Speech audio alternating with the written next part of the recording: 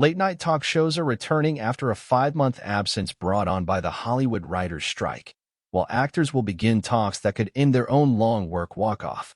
CBS's The Late Show with Stephen Colbert, ABC's Jimmy Kimmel Live, and NBC's The Tonight Show starring Jimmy Fallon were the first shows to leave the air when the writers' strike began on May 2nd. And now will be among the first to return on Monday night. Comedian John Oliver got his first take on the strikeout, exuberantly returning Sunday night to his Last Week Tonight show on HBO and delivering full-throated support for the strike. Oliver cheerily delivered a recap of stories from the last 5 months before turning serious, calling the strike an immensely difficult time for all those in the industry. To be clear, this strike happened for good reasons. Our industry has seen its workers severely squeezed in recent years, Oliver said. So, the Writers Guild went a strike and thankfully won. But it took a lot of sacrifices from a lot of people to achieve that.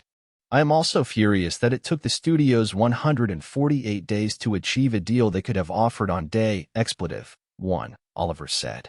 He added that he hoped the writers' contract would give leverage to other entertainment industry guilds, as well as striking auto workers and employees in other industries, to negotiate better deals.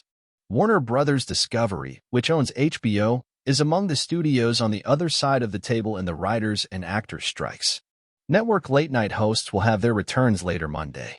Colbert will have astrophysicist and author Neil deGrasse Tyson on his first show back. Kimmel will host Arnold Schwarzenegger. Matthew McConaughey will be on Fallon's couch. All the hosts will surely address the strike in their monologues. "I'll see you Monday, and every day after that," an ebullient Colbert said in an Instagram video last week from the Ed Sullivan Theater, which was full of his writers and other staffers for their first meeting since spring. The hosts haven't been entirely idle. They teamed up for a podcast, Strike Force 5, during the strike.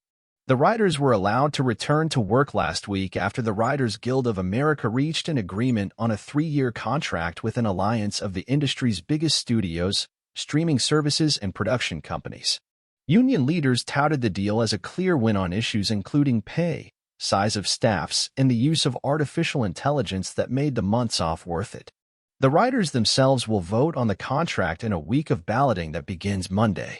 Meanwhile, the Screen Actors Guild American Federation of Television and Radio Artists will begin negotiations with the same group, the Alliance of Motion Picture and Television Producers. For the first time since they joined writers in a historic dual strike on July 14th. Actors walked off the job over many of the same issues as writers, and SAG-AFTRA leaders said they would look closely at the gains and compromises of the WGA's deal, but emphasized that their demands would remain the same as they were when the strike began. It was just 5 days after writers and studios resumed talks that a deal was reached and that strike ended, though an attempt to restart negotiations a month earlier broke off after a few meetings. The late-night shows will have significant limits on their guest lists. Their bread and butter, actors appearing to promote projects, will not be allowed to appear if the movies and shows are for studios that are the subject of the strikes, but exceptions abound. McConaughey, for example, is appearing with Fallon to promote his children's book, Just Because. And SAG-AFTRA has granted interim agreements allowing actors to work on many productions, and with that comes the right of actors to publicly promote them.